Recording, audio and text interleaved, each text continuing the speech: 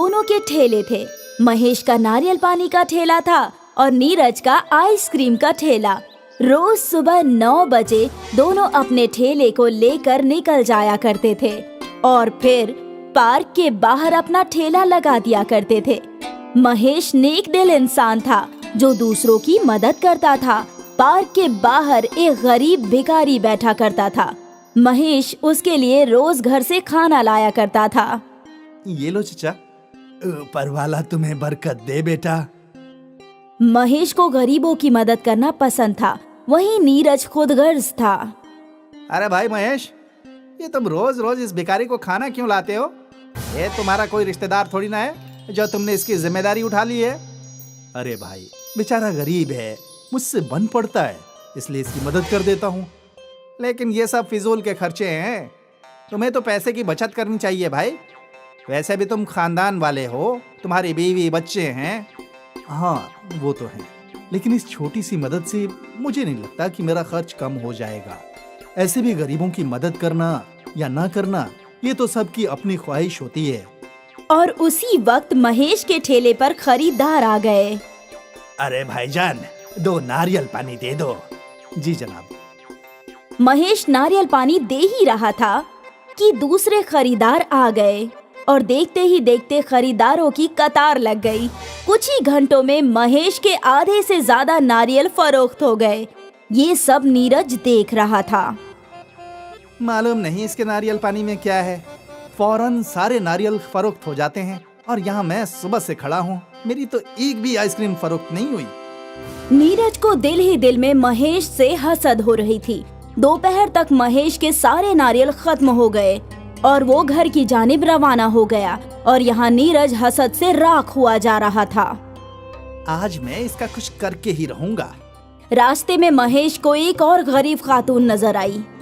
अरे बेटा, कुछ खाने को दे दो। हाँ माँ, है ना। महेश ने बगैर सोचे अपना डिब्बा उस गरीब खातून को दे दिया।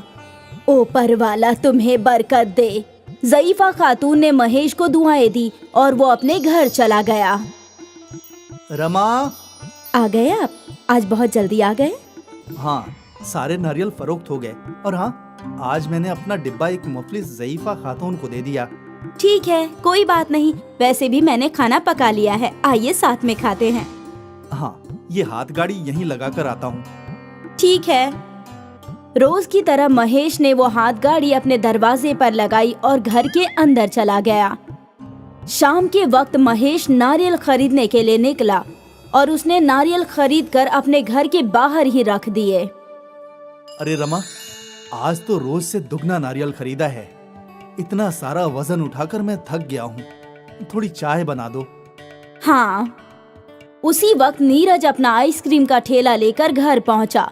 नीरज ने वहां रखे नारियल देखे और हाथ गाड़ी भी, और उसके खुराफाती दिमाग में मंसूबा बन गया। अब देखता हूँ तू कैसे पैसे कमाता है। रात को सब जब सो रहे थे तो नीरज खामोश कदमों से अपने घर से बाहर आया। उसने महेश के घर के बाहर रखे सारे नारियल और उसकी हाथ गाड़ी उठा ली। अब देखता हूँ बगैर नारियल और हाथ गाड़ी के कैसे सबकी मदद करेगा। अब तू रोएगा और मैं हंसूंगा। नीरज ने वो नारियल और हाथ गाड़ी अपने घर के पीछे आंगन में ही छुपा दी और सभी चीजों को एक घास से ढक दिया। महेश का बुरा करके नीरज बेहद खुश था। उस रात उसे बड़ी सुकून की नींद आई। अगली सुबह जब महेश घर से बाहर आया तो उसकी हाथ गाड़ी और नारियल सब गायब थे। अरे रमा, जल्दी बाहर आओ। क्या हुआ? सब कुछ चोरी हो गया, मेरी हाथ गाड़ी और नारियल सब कुछ। हे ऊपर वाले!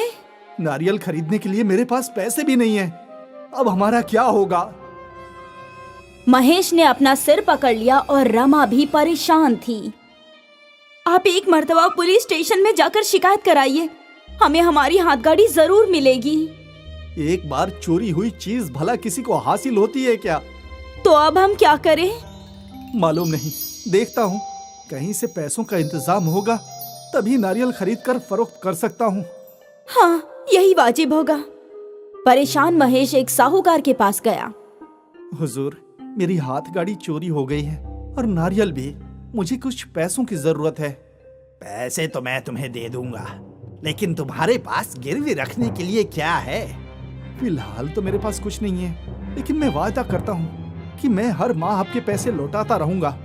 नहीं नहीं, मेरा कारोबार वायदे से नहीं चलता।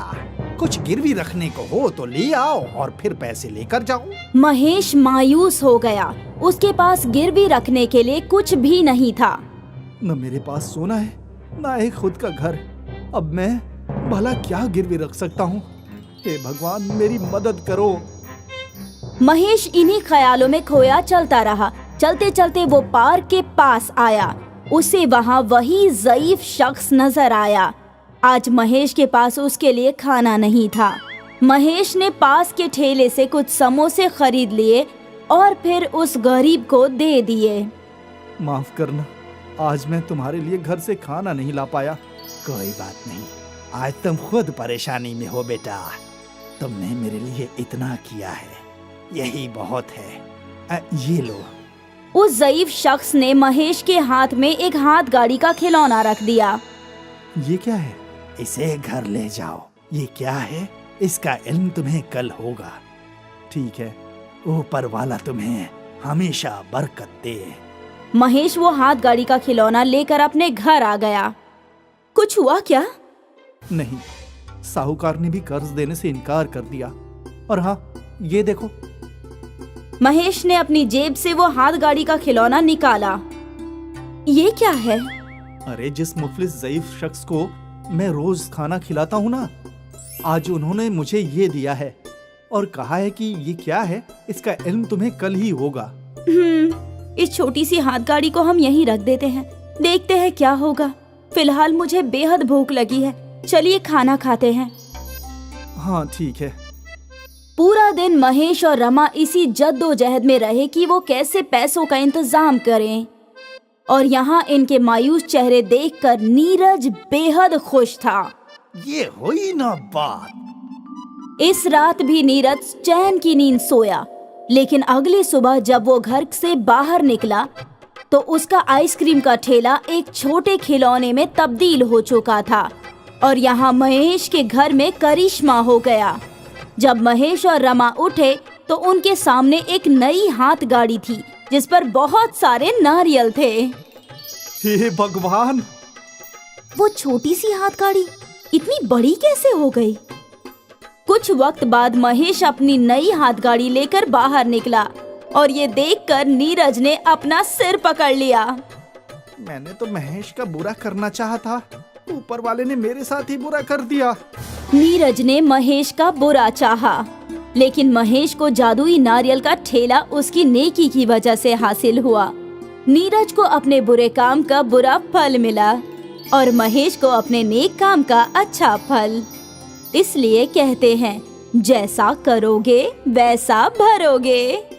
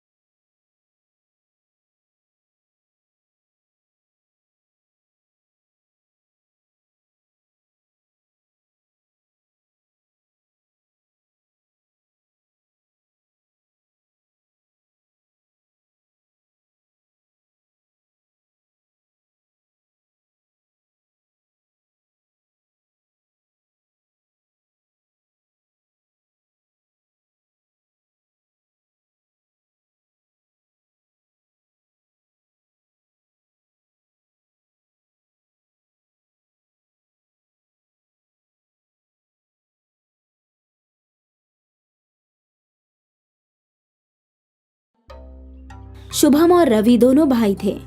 उनके वालिदैन के इंतकाल के बाद दोनों ने घर का बंटवारा कर लिया। आधे हिस्से में बड़ा भाई रवि अपनी बीवी के साथ रहता था और आधे हिस्से में शुभम अपनी बीवी साधना के साथ रहता था। जैसे घर का बंटवारा हुआ था वैसे ही दुकान का भी बंटवारा हुआ था। दुकान के बीच में एक दीवार खड़ी कर दी गई थी। आधी दुकान में रवि स्त्री का काम किया करता था और आधी दुकान में शुभम और साधना ढाबा चलाया करते थे। आ गई बहू, मैं तुम्हारा ही इंतजार कर रहा था। आपकी चाय मैं अभी चढ़ाती हूँ जेठ जी। हाँ। रवि और शुभम दोनों भाइयों में कोई रंजिश न थी। दोनों एक साथ हंसी खुशी रहते थे।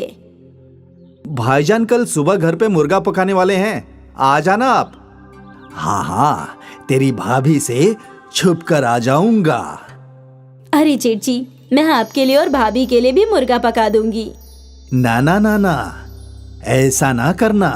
मैं अपनी बीवी को बखूबी जानता हूँ। वो ना मुझे तुम्हारे हाथ का कुछ खाने देगी और ना खुद खाएगी। जैसा चल रहा है वैसा ही सही है। कम से कम मैं छुप छुपा कर तुम्हारे हाथ का जायकेदार खाना तो खा सकता हूँ। ठीक है जेठ जी। साधना ने रवि को चाय पेश की और फिर ढाबे का काम शुरू किया। खरीदार आने लगे। बाजी 2 चाय और 1 ऑमलेट पाव। ठीक है भाईजान। साधना किचन संभालती और शुभम खरीदारों को। दोनों मिलजुल कर काम करते थे। सुबह से शाम तक उनका ढाबा चलता रहता और फिर शाम के समय साधना सबके लिए नाश्ता बनाती। जीत जी आइए, मैंने आपके लिए स्पेशल अंडा भुर्जी बनाई है। अभी आया। साधना, रवि और शुभम एक साथ बैठकर नाश्ता किया करते थे। खुश रहो बहू, तुम्हारे जैसी बहू हर खानदान को मिलनी चाहिए। तुम जैसे शुभम की मदद करती हो, मैं भी सोचता हूँ कि काश गायत्री भी मेरी ऐसे ही मदद करती। कोई बात नहीं भाईजान, कहते हैं ना माले में सारे मोती एक तरह के नहीं होते, वैसे ही सभी लोग अलग अलग होते हैं। अलग होना भी ठीक है। गायत्री को तो बस लड़ना झगड़ना आता है। शादी के बाद तुमसे लड़कर बंटवारा करा दिया और अब तुम अलग हो गए हो तो मुझसे लड़ती है। मेरी तकलीफ मैं ही जानता हूँ। मेरी छोड़ो। तुम दोनों के लिए मैं बेहद खुश हूँ। ऊपर वाला तुम दोनों को कामयाबी अता फरमाए। शुक्रिया जेठ जी। भाईजान कल दोपहर में घर आना मत भूलना। वो तो मैं कभी नहीं भूलूंगा। साधना के हाथ का पकाया जायकेदार मुर्गा कैसे छोड़ सकता हूँ। अगली दोपहर अपनी बीवी से छुपते छुपाते रवि शुभम के घर आया। अरे बहू बहू, जल्दी खाना लगाओ। गायत्री को झूठ बोलकर निकला हूँ कि दोस्त के घर खाना खाने जा रहा हूँ। अभी पेश करती हूँ जेठ जी। साधना ने तीनों के लिए खाना पेश किया और फिर तीनों ने मिलकर हंसी मजाक करते हुए नोश फरमाया। ऐसे ही तीनों एक साथ खुश रहा करते थे। एक रोज शुभम शहर से सामान लाने जा रहा था। भाईजान मैं शहर से सामान खरीदने जा रहा हूँ, आप जरा साधना का ख्याल रखना। ये भी कोई कहने की बात है। रुको, 10 मिनट में काम खत्म करके वहीं चला जाता हूँ। इसकी कोई जरूरत नहीं है, साधना तन्हा संभाल लेगी भाईजान। हाँ हाँ, मुझे इल्म है, लेकिन मैं भी उसकी मदद करना चाहता हूँ। तू जा, हम देख लेंगे। ठीक है भाईजान। शुभम चला गया और फिर रवि अपनी दुकान छोड़कर ढाबे में काम करने चला गया। रवि कस्टमर्स की प्लेट उठाने लगा। अरे जेठ जी रहने दीजिए, मैं करती हूँ। तुम जो कर रही हो वही करो, मैं हूं ना। थोड़ा काम मैं भी कर लूंगा और इसी बहाने तुमसे गुफ्तगू भी हो जाएगी। वो भी है। ढाबे पे कस्टमर्स आते गए और साधना ने रोज की तरह किचन संभाला और रवि ग्राहकों को देखने लगा। सब कुछ सही चल रहा था कि एकाएक गैस खत्म हो गई। अरे रे रे रे, ये भी अभी होना था। क्या हुआ बहू? जेठ जी, गैस खत्म हो गया है। ग्राहकों का ऑमलेट का ऑर्डर है। अब मैं क्या करूं? लगता है अब ग्राहकों को वापस भेजना होगा। नहीं नहीं, ये तो बिल्कुल सही नहीं है। तुम एक काम करो, ऑमलेट बनाने के लिए अंडे मिक्स करो, बाकी तुम मुझ पर छोड़ दो। साधना ने ग्लास में अंडा फोड़ा और उसमें नमक और मसाला, प्याज, मिर्च डालकर मिक्स करने लगी। रवि अपने दुकान से एक नई स्त्री लेकर आया। इस स्त्री का क्या करेंगे जेठ जी? तुमने वो बिजली से चलने वाला चूल्हा देखा है ना? जैसे वो होते हैं वैसे ही ये स्त्री है। तुमने जो ऑमलेट मिक्स किया है वो इस स्त्री पे डाल दो। क्या ऑमलेट बनेगा? कोशिश करके देखते हैं। रवि ने स्त्री की वायर बोर्ड में लगाई और जब स्त्री गर्म हुई तो साधना ने उल्टी स्त्री पर अंडे का ऑमलेट घोलकर डाल दिया और वो अंडा पकने लगा। देखा? करीब 2 मिनट में ऑमलेट पक गया। साधना ने ऑमलेट को प्लेट में परोसा और ग्राहक के पास ले गई। अरे, ये कैसा ऑमलेट है? मुसल्लस शक्ल का। ये नया है भाईजान, आप खाकर तो देखिए। उस ग्राहक ने वो ऑमलेट खाया और उसे वो बहुत लजीज लगा। जायका तो बहुत खूब है और शक्ल भी एकदम नया। उसे देखकर दूसरे ग्राहक ने भी उस त्रिकोण ऑमलेट का ऑर्डर दिया। मुझे भी वैसा ही त्रिकोण ऑमलेट चाहिए। मुझे भी।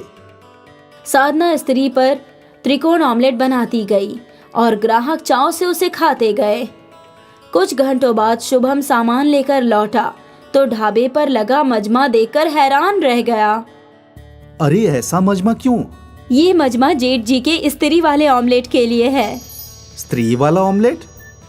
रवि ने शुभम को स्त्री वाले ऑमलेट का किस्सा बयां किया।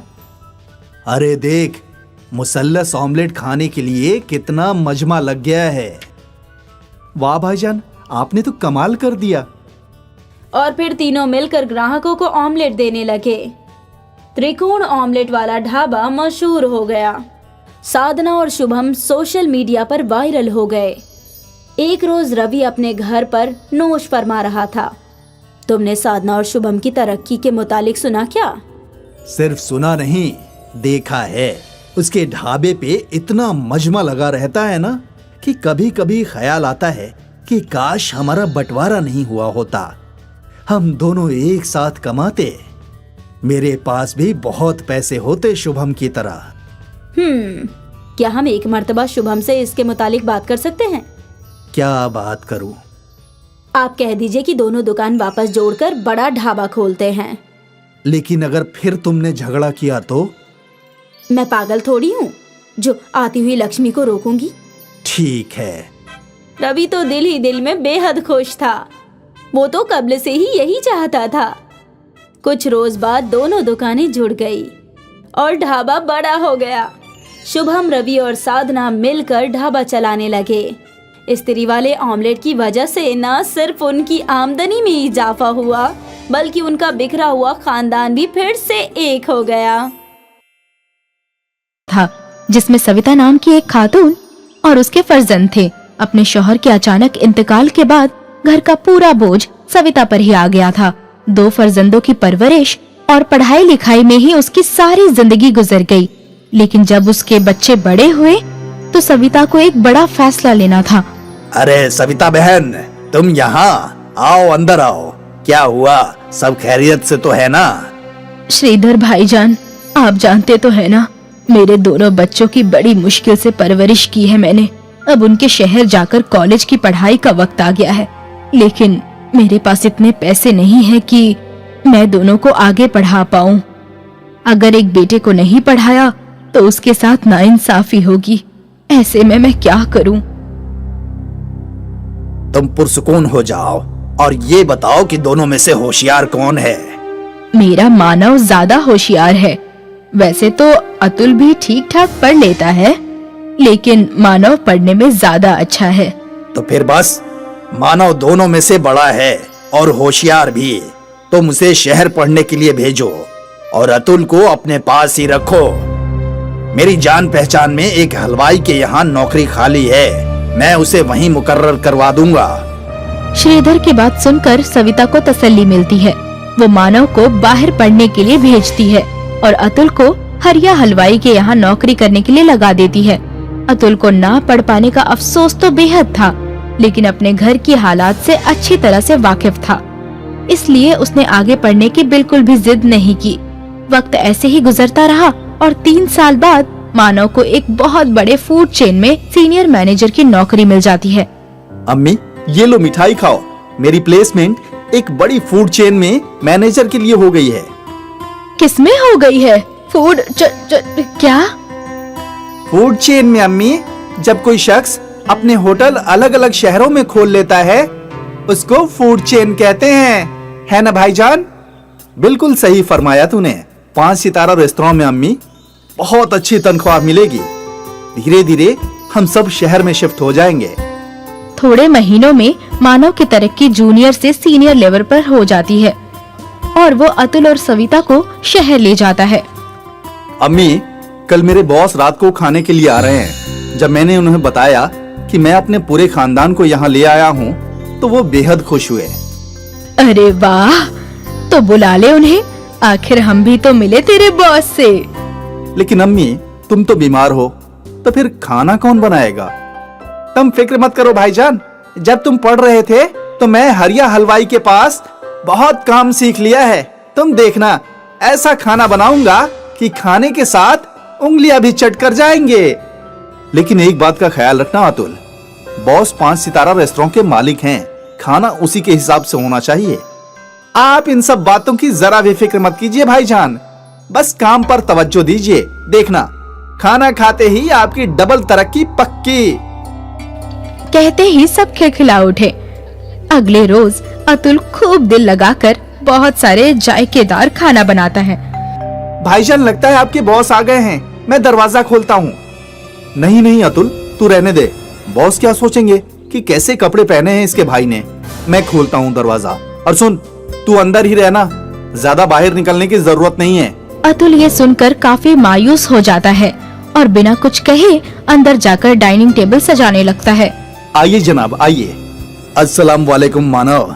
वालेकुम सलाम जनाब, मेहरबानी करके तशरीफ रखिए। वाह मानव, तुम्हारा घर तो काफी अच्छा है। तुम्हारी अम्मी और भाई कहाँ हैं? मैं अभी मिलवाता हूँ जनाब। अम्मी, ओ अम्मी, बॉस आए हैं। अस्सलाम वालेकुम जनाब, कैसे हैं आप? यहाँ मानव, उसकी अम्मी और उसका बॉस एक दूसरे से गुफ्तगू कर रहे थे और वहाँ अतुल खाने की तैयारी में लगा था। थोड़ी देर बाद वो सब डाइनिंग टेबल पर खाना खाने आए। टेबल को सजा हुआ देखकर मानव का बॉस बेहद खुश होता है। एक तरफ कांटे, दूसरी तरफ चाकू और चम्मच, टिश्यू, टेबल क्लॉथ, सब कुछ एकदम सलीके से था। उम्मीद करता हूँ कि आपको खाना अच्छा लगा जनाब। ये कमाल का है। किसने बनाया है? जी, मेरे छोटे फर्जंद ने, अतुल। अरे मानव, अतुल घर पे ही है। अभी तक तुमने उसका तारुफ नहीं करवाया मुझसे। वो जनाब, वो खाना बनाने में मशरूफ था ना, इसलिए। अतुल, अतुल बेटा, इधर तो आ जरा। अतुल हिचकिचाता हुआ बाहर आता है। वाह बेटा, बहुत लजीज खाना बनाया है तूने तो। कहीं से खाना बनाने की तालीम हासिल की है क्या? नहीं नहीं जनाब, ये तो हमारे गांव के एक छोटे से हलवाई के यहाँ नौकर था, इसलिए थोड़ा बहुत बना लेता है। अपने भाई के मुंह से ये सुनकर अतुल फिर से मायूस हो जाता है और खाना खाने के लिए बैठ जाता है। रुखसत होने से पहले अतुल मानव के बॉस अतुल को एक पेशकश करते हैं। खाना खाकर मजा आ गया। ना सिर्फ खाना, बल्कि टेबल एटिकेट्स का भी पूरा ख्याल रखा था अतुल ने। सुनीता जी, अगर आप बुरा न माने तो एक बात कहना चाहूंगा। आपका बेटा बहुत हुनरमंद है। हमें एक नए शेफ की जरूरत है। तो क्या अतुल वहाँ हेड शेफ की नौकरी करना पसंद करेगा? लेकिन जनाब, अतुल ने कोई फॉर्मल डिग्री नहीं ली है इसमें। ये तो ऐसे ही बस थोड़ा बहुत कर लेता है। वो तुम्हारी परेशानी नहीं है मानव। मुझे बस जायका उम्दा चाहिए और कुछ नहीं। अतुल, तुम कल मानव के साथ दफ्तर आ जाना और वहीं पर एक डिश बनाकर खिला देना। ये सुनकर अतुल तो बेहद खुश हो जाता है लेकिन मानव को ये बात बिल्कुल पसंद नहीं आती। अगले रोज अतुल वहाँ पहुँचकर अपनी डिश बनाने लगता है। ये लीजिए जनाब, दाल बाटी चूरमा इटालियन ट्विस्ट के साथ। वाह वाह, बहुत खूब, बहुत बढ़िया डिश है। इसमें जो पुदीने का फ्लेवर है, आ हा हा हा हा। क्या आपको अच्छी लगी जनाब? क्या मैं चख सकता हूँ? अरे ये तो बहुत अच्छी है। तो फिर क्यों, हैरत में पड़ गया ना? क्या हुआ जनाब? मैं कुछ समझा नहीं। अब तुम इसे खुद बताओगे या मैं बताऊं? वो अतुल, मैंने इस रेस्तरां के शेफ को तुम्हारी डिश में नमक मिर्ची डालने के लिए कहा था ताकि तुम्हें यहाँ नौकरी ना मिले। क्या? हाँ, और ये बात करते हुए सविता बहन ने तुम्हें फोन पर सुन लिया और मुझे पहले ही इत्तला कर दिया। इससे पहले कि वो शेफ कुछ कर पाता, मैंने उसे बर्खास्त कर दिया। लेकिन भाईजान, ऐसा क्यों किया? मैं नहीं चाहता था कि तुझे भी मेरे जितना पैसा और लाइफस्टाइल मिले। मैं चाहता था कि तू ऐसे ही मेरे टुकड़ों पर पले। मैं तुम्हें बर्खास्त करता हूँ मानो। नहीं जनाब, ऐसा मत कीजिए। मेरे भाईजान दिल के बुरे नहीं हैं। आप उन्हें नौकरी से बर्खास्त मत कीजिए। देखा मानो, तूने क्या कुछ किया, लेकिन फिर भी अतुल तेरे से कितनी मोहब्बत करता है। मुझे माफ कीजिए जनाब, मुझे माफ कर दो अतुल। मानव को अपनी गलती का एहसास हो जाता है और वो दोनों हंसी खुशी रहने लगते हैं।